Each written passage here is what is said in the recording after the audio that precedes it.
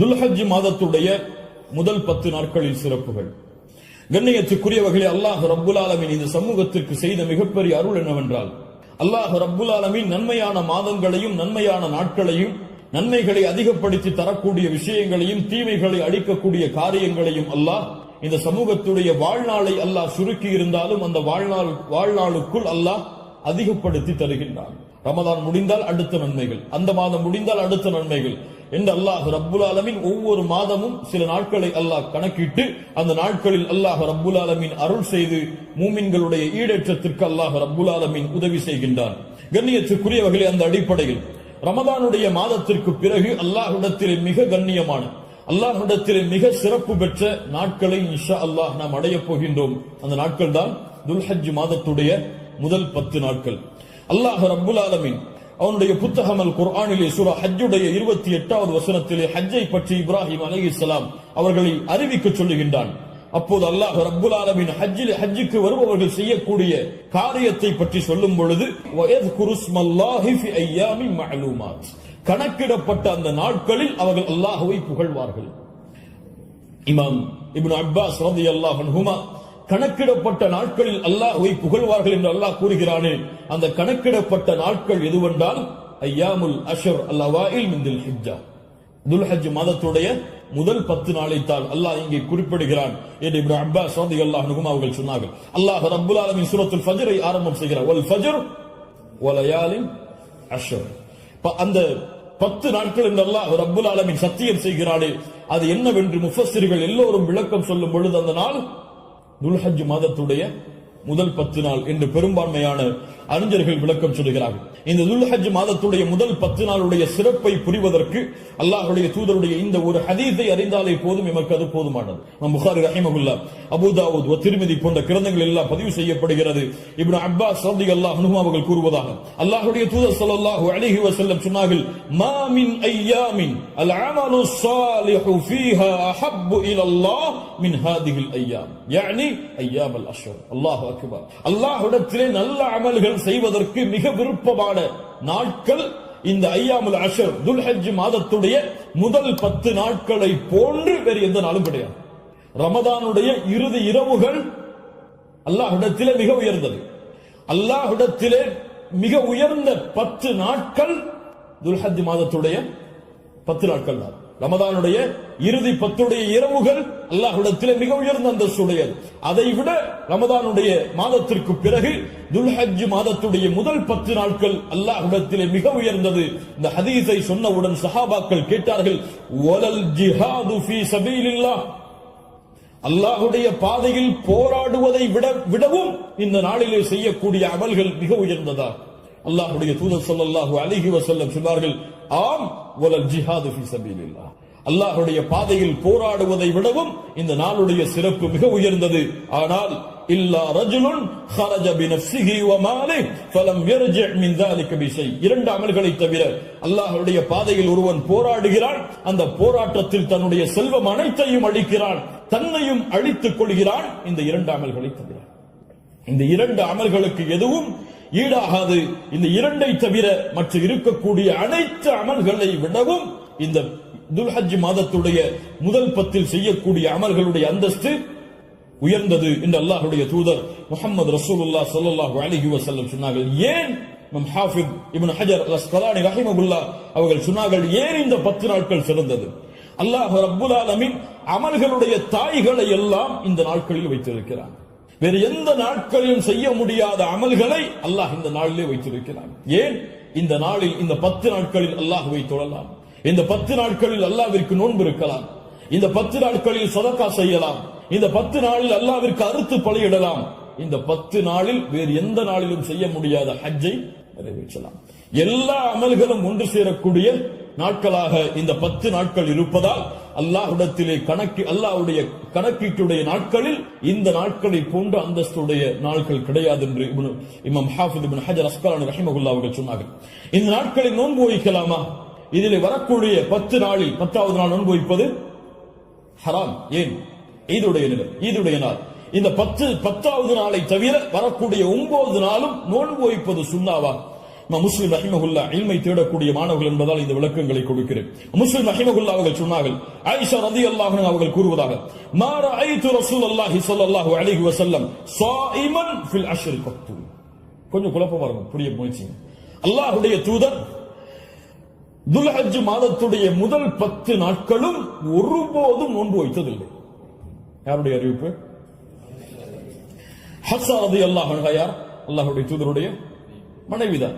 நஸை போன்ற கிரந்தங்களில் சஹீஹான அறிவிப்பாக பதிவு செய்யப்படுகிறது, லம் யத ரசூலுல்லாஹி ஸல்லல்லாஹு அலைஹி வஸல்லம் ஸியாம திஸ்இல் ஹிஜ்ஜா. அல்லாஹ்வுடைய தூதர் ஸல்லல்லாஹு அலைஹி வஸல்லம் துல்ஹஜ் மாதத்துடைய முதல் 9 நாளும் எப்போதும் நோன்பை விட்டதில்லை. ஒரு ஹதீஸ் என்ன சொல்கிறது? இப்ப இரண்டுக்கும் முரண்பாடு வருகிறது, இரண்டையும் மறுத்து விடலாமா? இப்போ உலமாக்கள் இரண்டையும் எப்படி சேர்த்து புரிவது என்பதை சொல்லுகிறார். இதான் ஃபஹ்மு ஃபில் இல்ம், இல்மை புரிந்து கொள்வதுடைய அடிப்படை. எப்படி இரண்டையும் சேர்த்து பார்ப்பது? ஆயிஷா ரலியல்லாஹு அன்ஹா என்ன சொல்கிறார்கள்? முதல் இரண்டு அடிப்படைகள் புரிவது. முதல் அடிப்படை, ஆயிஷா ரலியல்லாஹு அன்ஹா என்ன சொல்கிறார்கள்? அல்லாஹ்வுடைய தூதர் 10 நாளும் துல்ஹஜ் மாதத்திலே நோன்பு வைத்ததில்லை. ஏன் 10 நாளும் ஒருவரால் நோன்பு வைக்க முடியாது? ஏன்? 10ஆவது நாளில் ஈத் வருகிறது. அதனால் அல்லாஹ்வுடைய தூதர் 10 நாளும் என்று சேர்த்து சொல்கிறார்களே தவிர முதல் 9 நோன்பு வைக்கவில்லை என்று ஆயிஷா ரலியல்லாஹு அன்ஹா சொல்லவில்லை. 10 நாளும் சேர்த்து நோன்பு வைக்கவில்லை என்று ஆயிஷா ரலியல்லாஹு அன்ஹா சொல்கிறார்கள் என்று புரிந்தால் இது சிறந்தது. அப்படியும் இல்லை என்றால் ஹதீஸ் கலையிலே ஒரு சட்டம் இருக்கிறது, கவுலுல் முஸ்பித் முகத்தமுன் அலா கவுலின் நஃபி. மறுக்கக்கூடியவருடைய சொல்லை விட உறுதிப்படுத்தக்கூடியவருடைய சொல்லுக்கு பலம் அதிகம். மறுப்பவர் மறதியில் மறுக்கலாம், ஆனால் உறுதிப்படுத்துபவர் மறதியிலோ அல்லது இட்டுக்கட்டப்பட்ட நிலையிலோ உறுதிப்படுத்த மாட்டார். ஒன்று பார்க்காமல் இருக்கலாம், அல்லாஹ்வுடைய தூதருடைய வாழ்வில் அவர்கள் அதை பார்க்காமல் இருக்கலாம். அந்த நாளில் அல்லாஹ்வுடைய தூதர் ஆயிஷா ரலியல்லாஹு அன்ஹாவோடு இல்லாமல் இருந்திருக்கலாம். ஆனால் ஹஃப்ஸா ரலியல்லாஹு அன்ஹா உறுதிப்படுத்துகிறார்கள். உறுதிப்படுத்துபவர் மறதியில் உறுதிப்படுத்த முடியாது, உறுதிப்படுத்துபவர் பார்க்காமல் உறுதிப்படுத்த முடியாது. அதனால் இந்த சட்டத்தின் அடிப்படையிலும் அல்லாஹ்வுடைய தூதர் 9 நாள் நோன்பு வைத்தார்கள் என்ற ஹதீஸ் தான் உயர்ந்த தரமுடையது என்று ஹதீஸ் கலையுடைய அறிஞர்கள் விளக்கம் சொல்கிறார்கள். அதனால் சட்டம் என்னவென்றால் 9 நாளும் நோன்பு வைப்பது சுன்னா. யாருக்கு இயலுமோ யாருக்கு முடியுமோ அவர்கள் துல்ஹஜ் மாதத்துடைய முதல் 9 நாட்களும் நோன்பு வைப்பது சுன்னா. 10ஆவது நாள் நோன்பு வைப்பது ஹராம். நோன்புடைய சிறப்புகளை பற்றி நமக்கு தெரியும். அல்லாஹ்வுடைய பாதையில் ஒருவர் அல்லாஹ்வுடைய முகத்தை நாடி ஒரு நாள் நோன்பு வைத்தால் பஅதல்லாஹு வஜ்ஹஹு அனின் நாரி 70 ஹரீஃபா. ஹரீஃபா என்றால் ஆம். அல்லாஹ்வுடைய தூதர் ஸல்லல்லாஹு அலைஹி வஸல்லம் சொன்னார்கள், அல்லாஹ்வுடைய பாதையில் அல்லாஹ்வுடைய முகத்தை நாடி ஒருவர் ஒரு நாள் நோன்பு வைத்தால் அல்லாஹ் ரப்புல் ஆலமீன் அவருடைய முகத்தை நரகத்தில் இருந்து 70 ஆண்டுகள் தூரமாக்குகிறார். அல்லாஹு அக்பர். அல்லாஹ் ரப்புல் ஆலமீன் அந்த பாக்கியத்தை நமக்கு கொடுப்பானாக. அல்லாஹ்வுடைய தூதர் ஸல்லல்லாஹு அலைஹி வஸல்லம் துல்ஹஜ் மாதத்துடைய முதல் 10 நாட்களில் வரக்கூடிய யௌமு அரஃபா, அரஃபாவுடைய தினத்துடைய சிறப்பை பற்றி சொன்னார்கள். மா மின் யௌமின் அக்ஸர மின் அய்யுஅதிகல்லாஹு ஃபீஹி அப்தன் மினன் நார் மின் யௌமி அரஃபா. அல்லாஹ் ரப்புல் ஆலமீன் அதிகமான நரக விடுதலையை கொடுக்கக்கூடிய நாள் அது அரஃபாவுடைய நாள் தான். அரஃபாவுடைய நாளில் அல்லாஹ் முதல் வானத்திற்கு வருகிறான். எப்படி வருகிறான்? ஏன் வருவான் தெரியாது. அல்லாஹ் வருவான், அல்லாஹ் வருவான். அவன் விரும்புகின்ற முறையில் அல்லாஹ் வருவான். என்ன செய்வான்? கேட்பான், மா இவர்கள் எதை விரும்புகிறார்கள்? மா அராத ஹவுலா, இவர்கள் எதை விரும்புகிறார்கள்? வேறொரு ஹதீஸிலே அல்லாஹ் ரப்புல் ஆலமீன் அங்கே கூடியிருக்கக்கூடிய எல்லோருக்கும் அல்லாஹ் மன்னிப்பை வழங்குவான். அல்லாஹ் ரப்புல் ஆலமீன் அப்படிப்பட்ட மன்னிப்பாளர்களாக ஹஜ் செய்த நம்முடைய முஸ்லிம்களையும் மூமின்களையும் அல்லாஹ் ஆக்குவானாக. அல்லாஹ்வுடைய தூதர் ஸல்லல்லாஹு அலைஹி வஸல்லம் சொன்னார்கள், அரஃபாவுடைய அந்த இடத்தில் ஒன்று கூற முடியாத மூமின்களை, ஹஜ்ஜுக்கு செல்ல முடியாத மூமின்களுக்கு அல்லாஹ்வுடைய தூதர் சொன்னார்கள், ஸியாமு யௌமி அரஃபா, அரஃபாவுடைய நாளில் நோன்பு வைப்பது அவருடைய முன் சென்ற ஒரு வருடத்துடைய பாவத்திற்கும் பின் சென்ற ஒரு வருடத்துடைய பாவத்திற்கும் பாவ மன்னிப்பாக இருக்கும். அல்லாஹ் அக்பர். முன் சென்ற வருடத்துடைய ஒரு வருட பாவம் பின் சென்ற வருடத்துடைய ஒரு வருட பாவத்திற்கு மன்னிப்பாக அமையும் என்று அல்லாஹ்வுடைய தூதர் ஸல்லல்லாஹு அலைஹி வஸல்லம் சொன்னார்கள். அல்லாஹ்வுடைய தூதர் ஸல்லல்லாஹு அலைஹி வஸல்லம் சொன்னார்கள், அஃதலுத் துஆ துஆஉ யௌமி அரஃபா, துஆக்களில் மிக சிறந்தது அரஃபாவுடைய தினத்தில் கேட்கப்படும் துஆவாகும். அல்லாஹ்வுடைய தூதர் ஸல்லல்லாஹு அலைஹி வஸல்லம் சொல்லிவிட்டு சொன்னார்கள், நானும் எனக்கு முன்னால் சென்ற நபிமார்களும் கூறிய வார்த்தைகளில் மிக சிறந்தது எது? லா இலாஹ இல்லல்லாஹ் வஹ்தஹு லா ஷரீக லஹ், லா இலாஹ இல்லல்லாஹ் வஹ்தஹு லா ஷரீக லஹ். இதுதான் மிகச் சிறந்தது அரஃபாவுடைய தினத்தில் கேட்கப்படக்கூடிய துஆ. கண்ணியத்துக்குரியவர்களே, இந்த 10 நாட்களில் அதிகமான அமல் செய்யக்கூடிய மூமின்களாக இருப்போம். இந்த 10 நாளை எப்படி கண்ணியப்படுத்த வேண்டுமோ அந்த கண்ணியப்படுத்தினால் அல்லாஹ் ரப்புல் ஆலமீன் இந்த நாட்களுக்குரிய கூலியை எமக்கு கொடுப்பான். இறுதியாக சுருக்கமாக 5 நிமிஷம் கடமையுடைய ஒரு சிறிய சட்டம் என்னவென்றால், அல்லாஹ் ரப்புல் ஆலமீன் உதுஹியா என்றால் அல்லாஹுடைய பெயரை கொண்டு அல்லாஹுடைய முகத்தை நாடி ஒட்டகத்தையோ மாட்டையோ ஆட்டையோ யௌமுன் நஹர் யௌமுல் ஈத் அன்று அல்லது அய்யாமுத் தஷ்ரீக் அதற்கு தொடர்ந்து வரக்கூடிய 11, 12, 13 இந்த நாட்களில் அல்லாஹ்வை நெருங்குவதற்காக இந்த 3 விலங்கினங்களையும் அறுத்து பலியிடுதல் தான் உதுஹியா. அல்லாஹ் ரப்புல் ஆலமீன் கூறுகிறான், இன்னா அத்தைனாக அல் கௌசர். அல்லாஹ் ரப்புல் ஆலமீன் நபியே கௌசர் என்ற தடாகத்தை உமக்கு வழங்குகிறான். அதனால் ஃபஸல்லி லிரப்பிக வன்ஹர், அல்லாஹ்வை தொழு, அல்லாஹ்விற்கு அறுத்து பலியிடுங்கள். வன்ஹர் வஸ்பஹ், அல்லாஹ்விற்கு அறுத்து பலியிடுங்கள் என்று அல்லாஹ் ரப்புல் ஆலமீன் கட்டளையிடுகிறான். இந்த உதுஹியாவுடைய விஷயத்தில் உலமாக்கள் மத்தியிலே கருத்து வேறுபாடு இருக்கிறது. சில உலமாக்கள் சொல்கிறார்கள் உதுஹியா என்பது வாஜிப், அதை விட்டால் பாவம். உதுஹியா வாஜிப், அது விட்டால் பாவம். ஆனால் ஜும்ஹூர் அஹ்லுல் இல்ம் உலமாக்களுடைய ஒட்டுமொத்த கூட்டத்துடைய கருத்து என்னவென்றால், பெரும்பான்மையான உலமாக்களுடைய கூட்டத்துடைய கருத்து என்னவென்றால், உதுஹியா சுன்னah, விட்டால் மக்ரூஹ், விட்டால் வெறுக்கத்தக்கது. அல்லாஹ்வுடைய தூதர் தங்களுடைய இறுதி 10 ஆண்டுகளில் ஒருபோதும் உதுஹியாவை தாங்கள் கரத்தால் அறுப்பதை விடவில்லை. இது சுன்னah, ஆனால் விட்டால் பெரும்பாவம் கிடையாது, வெறுக்கத்தக்கது. கண்ணியத்துக்குரியவர்களை யாருக்கு அல்லாஹ் வசதி செய்திருக்கிறானோ அவர்கள் எவ்வளவு விலங்கின அந்த ஆடுகளையோ மாடுகளையோ ஒட்டகங்களையோ அறுத்து பலியிட முடியுமோ அவர்கள் அறுத்து பலியிடலாம். ஒருவருக்கு ஒரு ஆடுதான். ஒரு மாட்டை ஒருவர் முழுவதாக அறுப்பதற்கு அவருக்கு செல்வம் இருந்தால், வசதி இருந்தால் அறுக்கலாம். அல்லது அந்த மாட்டை 7 பேர் பங்கு கொள்ளலாம். ஒட்டகமாக இருந்தால் அவர்களும் அதில் 7 பேர் பங்கு கொள்ளலாம். இப்படி ஒரு ஆட்டை ஒருவர், மாடை 7 பங்காக வைக்கலாம், ஒட்டகத்தை 7 பங்காக வைக்கலாம். அல்லது ஒட்டகம் முழுவதையும் ஒருவர் கொடுக்கலாம், மாடு முழுவதையும் ஒருவர் கொடுக்கலாம்.